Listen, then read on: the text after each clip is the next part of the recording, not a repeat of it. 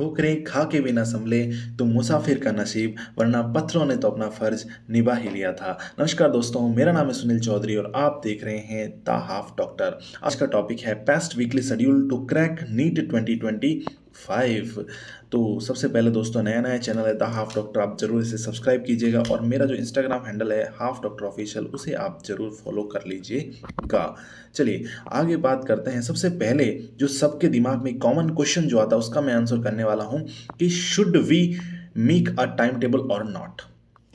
साहब, जब मैं तैयारी करता था तो मेरे दिमाग में एक ही रहता था कि जिसका सिलेक्शन हो चुका है, जो सेकंड ईयर थर्ड ईयर में है, तो एक बार वो मुझे आके एक प्रैक्टिकल स्ट्रेटजी, वीकली स्ट्रेटजी मुझे बता दे या फिर मुझे बता दे कि मुझे क्या करना चाहिए तो मैं कर लूँगा। तो उसकी कमी शायद मैं पूरी कर पाऊँ।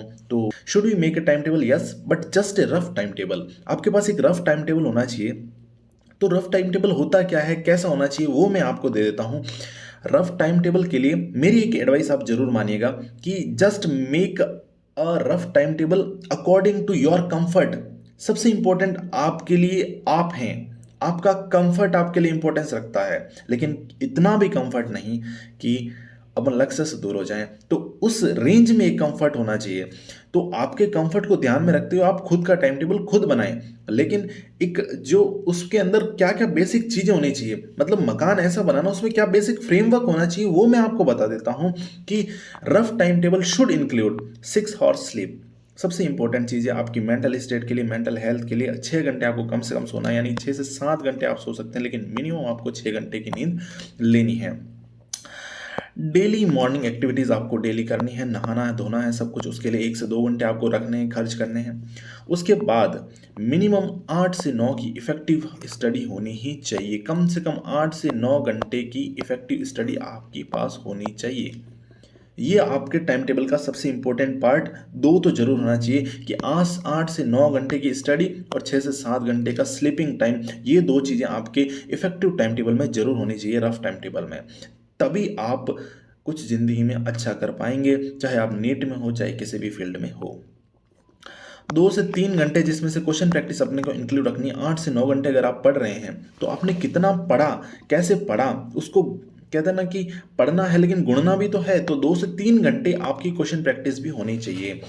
एक आप रफ टाइम टेबल इस तरीके से बनाएं जैसे मैं आपको बताता हूं। एक आप पहला क्वेश्चन आपसे ये है कि क्या आप मॉर्निंग बर्ड है या फिर आप लेट नाइट ओल हैं, वो आप पे डिपेंड करता है। क्या भैया मुझे सुबह ही पढ़ना चाहिए उठ के, या मुझे रात में लेट नाइट तक पढ़ना चाहिए? तो उसका आंसर है कि आप अपने अकॉर्डिंग डिसाइड करें। मैं कौन होता हूँ आपको बताने वाला, आपका स्लीपिंग साइकिल बताने वाला मैं होता कौन हूँ, है ना? आप खुद के हिसाब से डिसाइड करें। आप, हाँ, 1 बजे तक आप अगर नाइट में पढ़ते हैं तो आप लास्ट 1 बजे तक पढ़ें, उसके बाद आप टाइम वेस्ट ना करें, क्योंकि उसके बाद अपनी जो ब्रेन की एक्टिविटीज़ है वो स्लो डाउन हो जाती है और इतना इफेक्टिव नहीं रहता। लेकिन फिर भी आप सिर्फ मेरी बात मानने को तैयार हैं, तो आप मेरी बात मानेंगे तो आप सुबह उठ के पढ़ाई कीजिएगा।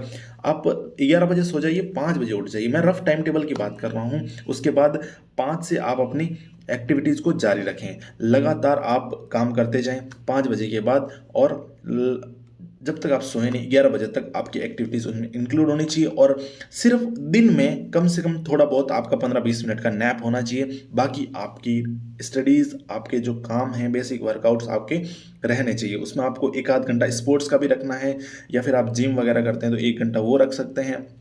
8 से 9 घंटे इस तरीके से आपको रखने हैं।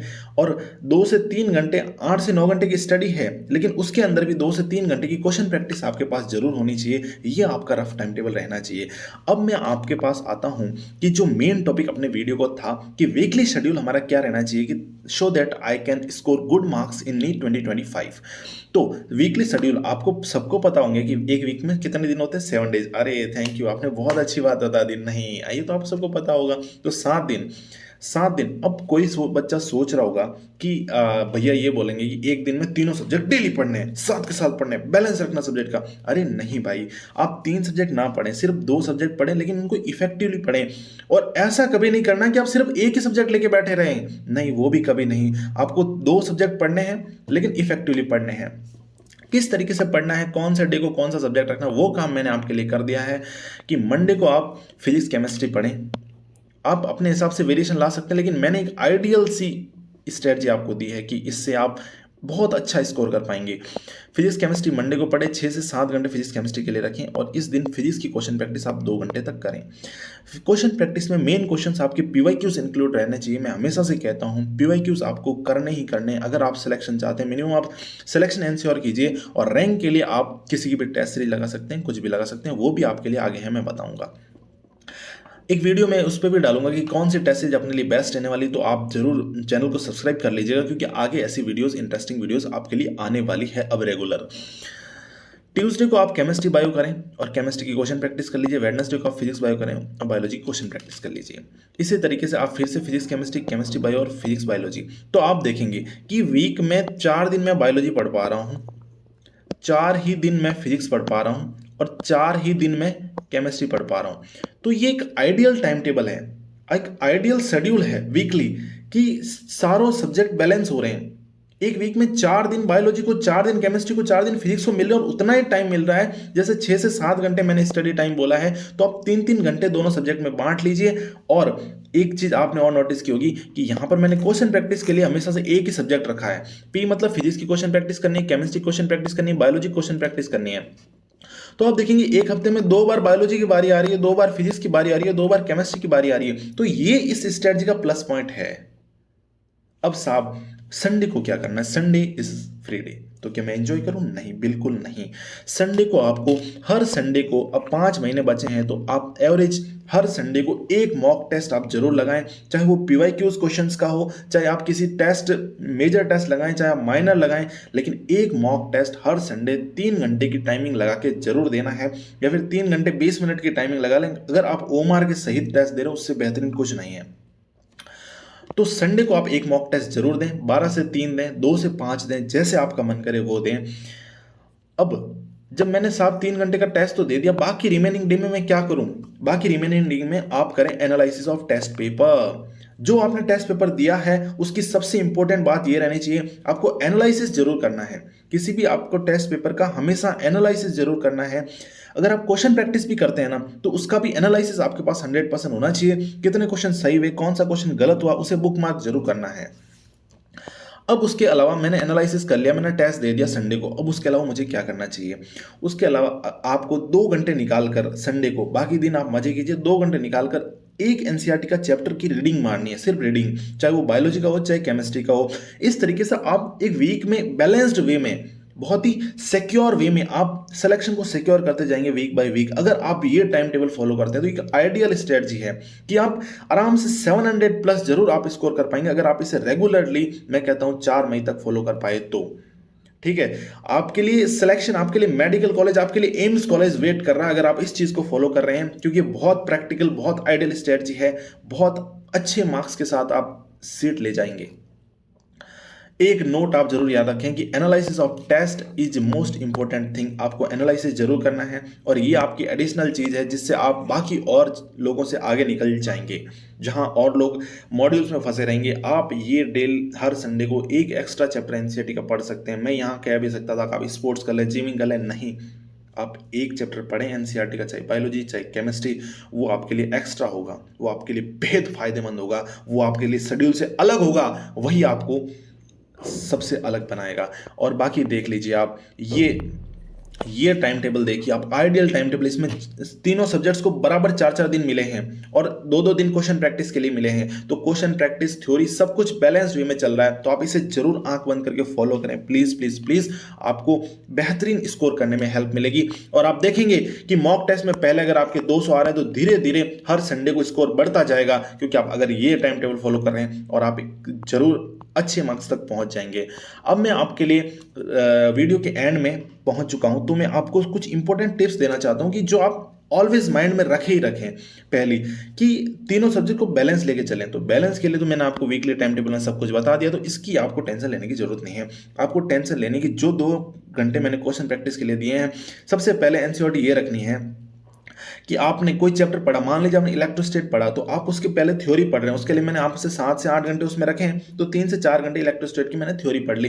जो 2 घंटे क्वेश्चन प्रैक्टिस के लिए है ना, उसमें आप सबसे पहले ये एनसीईआरटी रखें कि सबसे पहले मेरे को पीवाईक्यूज करने हैं, उसके बाद मैं दूसरे क्वेश्चंस पर स्विच करूंगा। तो सबसे पहले पीवाईक्यूज आपको करने हैं, पीवाईक्यू पर ज़्यादा से ज़्यादा फोकस करना है।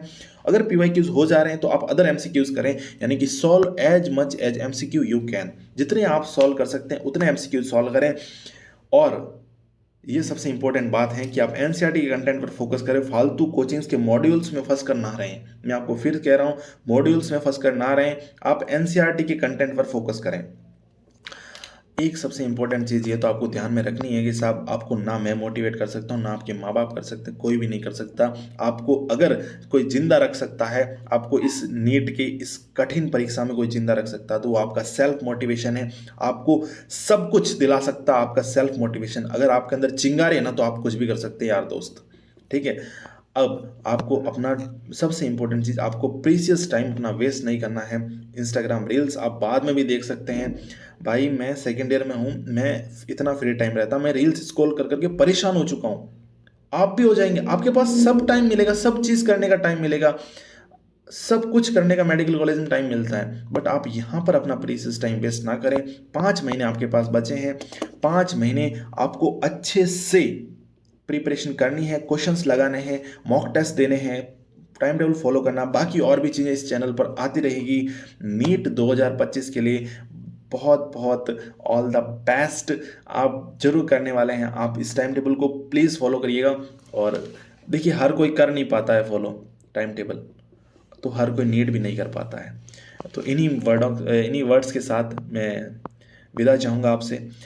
वीडियो के एंड तक बनाने के लिए धन्यवाद आपका। Thank you guys, thank you so much. नया चैनल है द हाफ डॉक्टर, सब्सक्राइब करें, लाइक कीजिए बटन को, लाइक वाला बटन दबा दीजिए, और हाफ डॉक्टर इंस्टाग्राम हैंडल को सब्सक्राइब फॉलो कर लीजिए। इन्हीं शब्दों के साथ मैं आपसे विदा चाहूँगा। Thank you guys, thank you so much, love you all.